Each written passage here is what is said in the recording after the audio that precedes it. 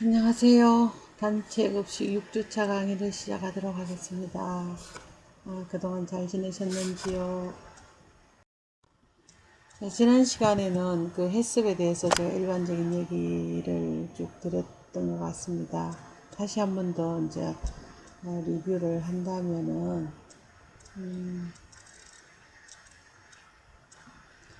기존의 위생관리 방식과의 그 해석과의 차이점을 제가 아마 그냥 글로 쓰는데 도식을 한번 해봤습니다. 어, 보통 이 물건이 어떤 입고가 된다든 원료가 입고가 되고 뭐 원재료든지 부재료든지 입고가 되고 난 다음에 이제 세척을 하겠죠. 씻고 뭐 전처리를 할 것이고 그 다음에 또 내용물을 충전을 하고 밀봉을 하고 멸균이나 살균을 하고 냉각을 하고 출하를 한다고 가정을 할 때 기존의 방법은 최종 제품에 대한 검사만을 하게 되어 있습니다. 그래서 뭐 이물이 있는지 또 독소를 생성하는지 세균의 수가 얼마인지 뭐 이런 세균의 수 같은 경우에는 제품이 출하될 때 자가품질 검사를 한다든가 해가지고 일반 뭐 미생물을 뭐 일반 세균이라든가 대장균수라든가 식품공전에 나와 있는 이런 세균들의 종류에 대한 것들을 검사를 해서 적합이 되면 출하를 하게 되는데 지금 이 해습 시스템을 적용하는 경우에는 입고되고 세척, 충전, 밀봉, 멸균, 냉각, 출하 이런 공정이 있다면은 이 중요 관리점을 찾습니다. 멸균이 중요 관리점이라면은 이 멸균하는 온도를 예를 들어 가지고 뭐 100도씨에서 10분 이상 끓였을 때에 균이 사멸한다든가 하는 어떤 그 가열 제품인 경우에 그러하다면은 여기를 중요 관리점으로 할 것이고 만약에 그 가열하지 않는 뭐 야채 같은 거, 김치 같은 경우에는 세척을 3번 하느냐, 2번 하느냐에 따라가 중요 관리점에 따라서 생물학적인 위해라든가 물리적인 위해라든가 이런 것들을 제어할 수가 있기 때문에 여기를 중요 관리점으로 잡게 됩니다. 그래서 이 중요 관리점이라는 것은 해습에서 지금 이거는 이제 멸균을 시킨다는 가정하에서 멸균 온도, 그 다음에 어떤 압력, 시간을 몇 분을 할 것인가, 몇 시간을 할 것인가 하는 등을 해서 이 균을 사멸할 수 있는 조건에 맞게끔 최종 제품이 기준에 적합하도록 생산할 수 있는 조건을 여기를 중점적으로 관리한다는 얘기입니다. 그래서 기존의 위생관리는 최종 제품에 대한 무작위 표본 검사로서 위생관리를 했다면은 해썹관리는 중요관리점 CCP라는 크리티컬 컨트롤 포인트라는 중요관리점에서 위해 발생 우려를 사전에 제어하고 최종 제품에서는 아예 위해할 수 있는 것이 되지 않도록끔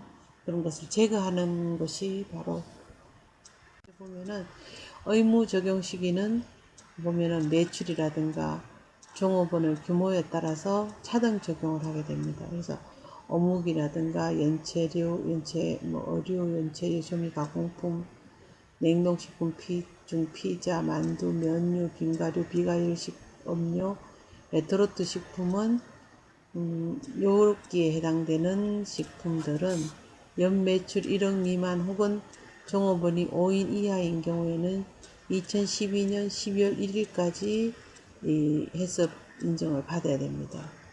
그 다음에 배추김치 같은 경우에는 연매출이 1억 미만 있거나 혹은 종업원 5인 이하 이 두 개 중에 하나의 조건만을 충족한다면은 14년 12월 1일까지 배추김치를 전부 의무 적용을 해야 되고 뭐 김치 종류 중에서도 배추김치도 있고 총각김치도 있고 기타 김치도 있겠죠. 파김치도 있고 그런 것들은 아니고 배추김치는 꼭 받아야 된다는 얘기입니다.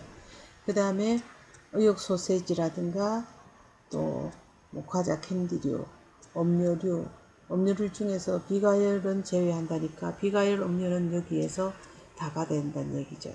초콜릿류, 국수류, 유탕면, 기름에 튀긴 면류, 특수용도식품, 즉석섭취식품 이러한 것들은 연 매출이 1억 미만이고 종업원이 5인 이하인 경우는 2020년 12월 1일까지입니다. 그래서 무조건 1차, 2차, 3차, 4단, 1단계, 2단계, 3단계, 4단계에 해당되는 최소한의 그 그 생산량이라든가 매출 규모를 가진 제조광업체라 할지라도 이렇게 2012년 올해 12월 1일까지가 제일 마지막까지 받아야 됩니다. 올해까지 무조건 다 받아야 될 부분들이고, 연매출이 1억 이상과 종업원 6인 이상인 경우에는 이 기간 동안, 그 다음에 마찬가지로 해서 이러한 기간 동안에 전부 다 의무 적용 시기들을 정해 놓습니다. 그래서 식품제조광업의 영업소 중에서 전년도 총 매출이 100억 이상인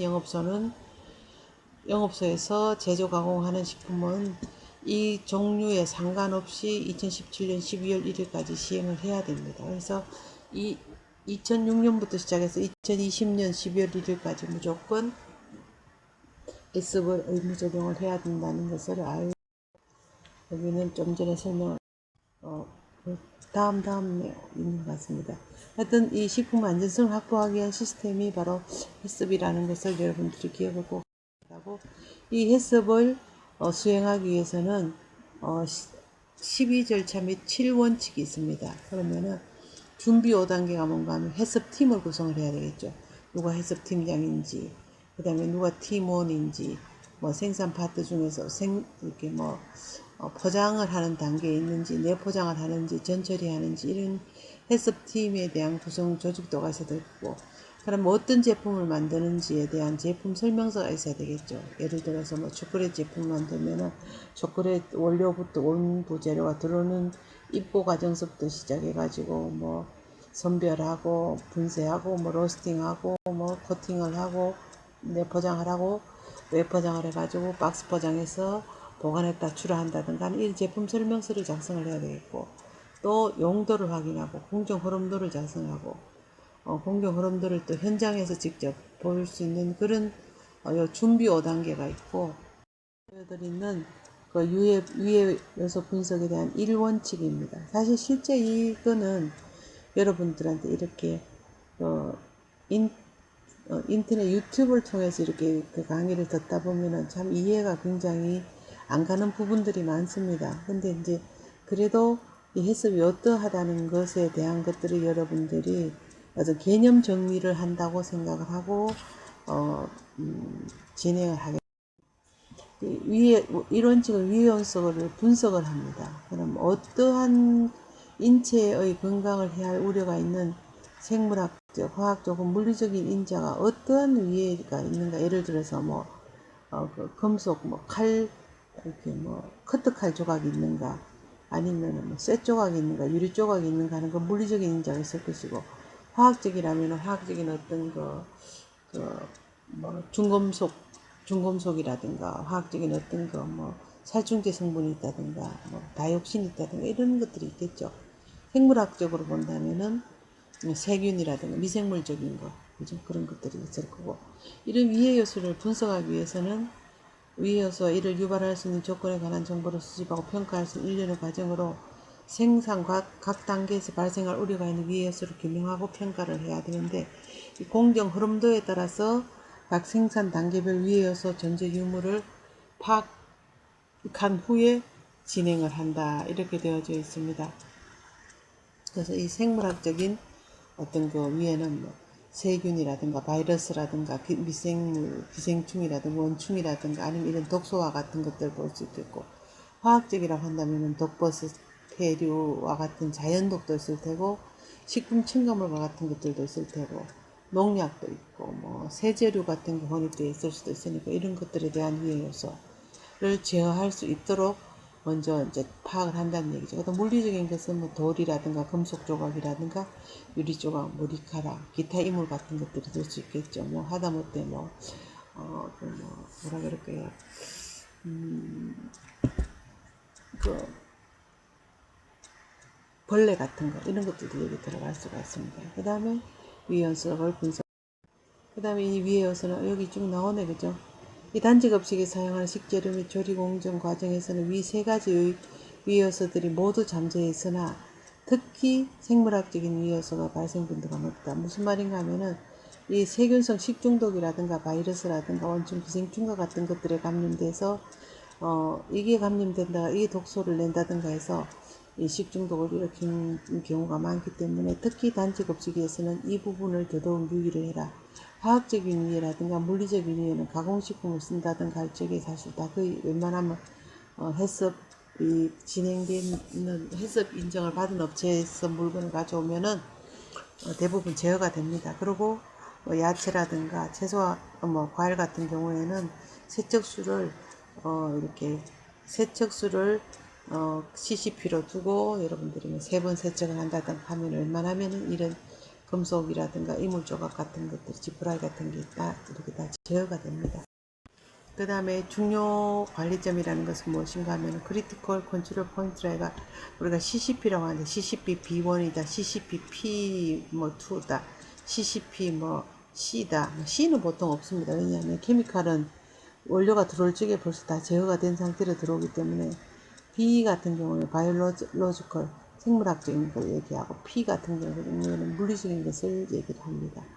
그 중요 관리점은 파악된 위해 요소, 해잘드 어널리시스가 식품 생산 과정 중에서 제거를 하거나 발생을 방지 또는 최소화 혹은 허용 가능한 수준까지 감소시킬 수 있는 최종 단계 또는 공정을 의미를 합니다. 그래서 식품의 제조, 가공, 조리 과정에서는 중요 관리점이 될 수 있는 사례는 다음과 같다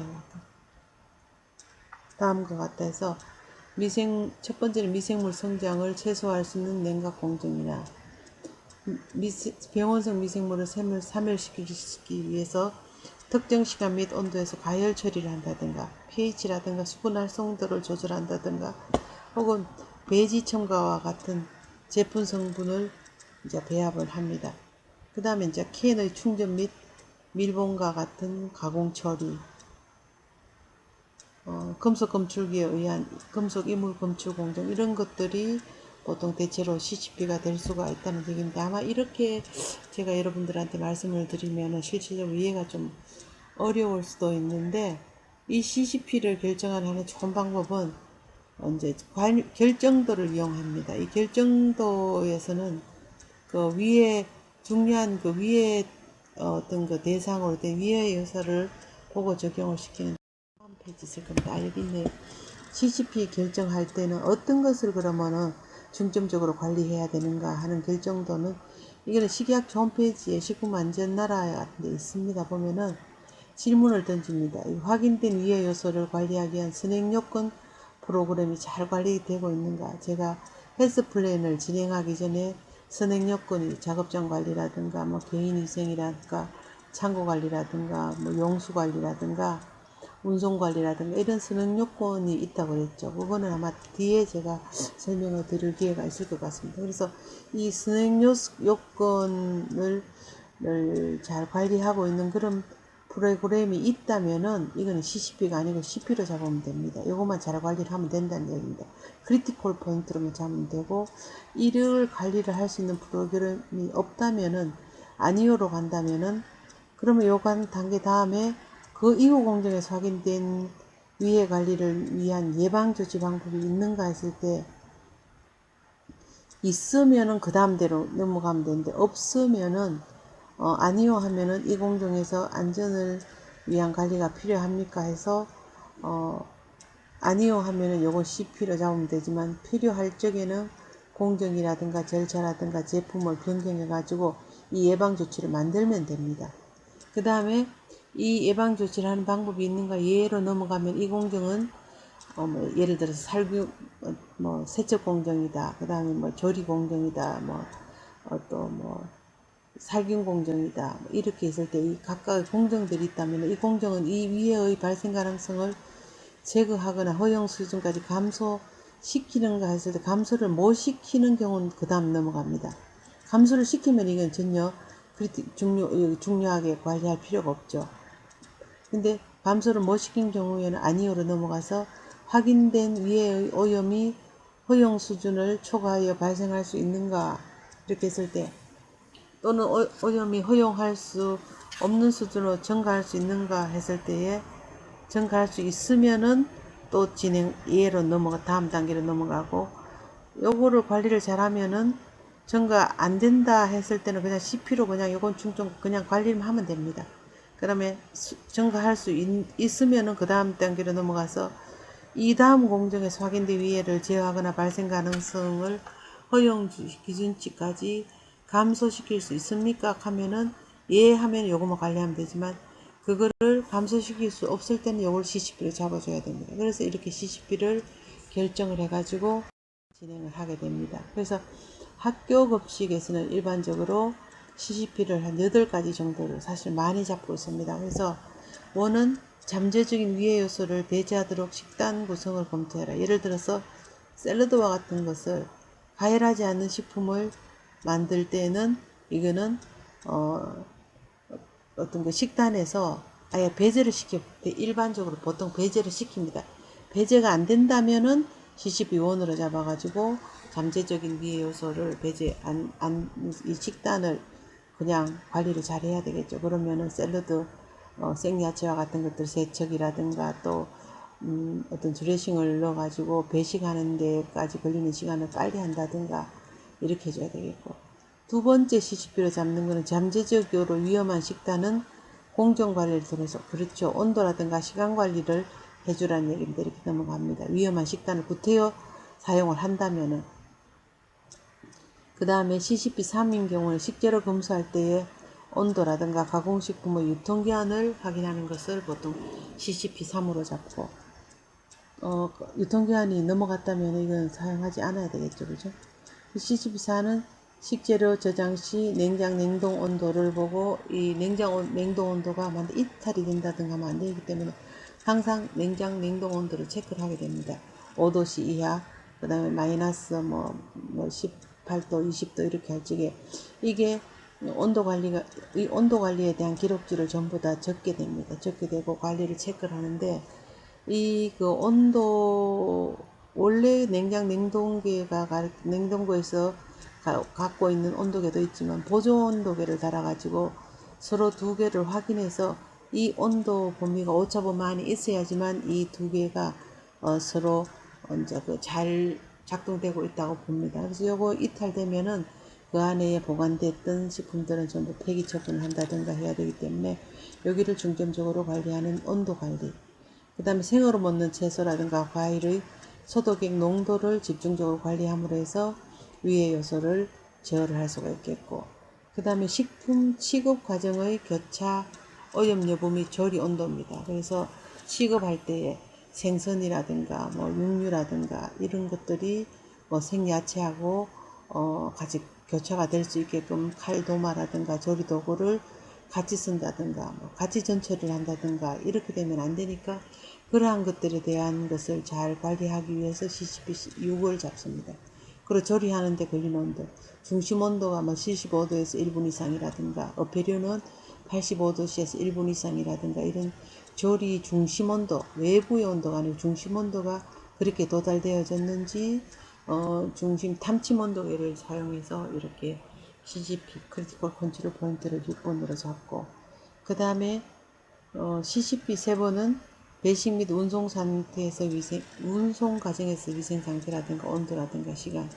이건 운송 과정은 운송은 배송 차량의 어떤 거 타코메타 같은 것을 확인을 하고, 배식은 배식에 걸리는 시간 같은 거, 배식 시의 어떤 음식 온도라든가 이런 것들을 봐야 되겠죠. 그 다음에 식기구를 세척한다든가 소독한다든가 하는 것들도 전부 이렇게 CCP 8까지 잡아뒀습니다. 그래서 학교 급식에서 1번 모델에서는 CCP를 8가지 정도로 잡게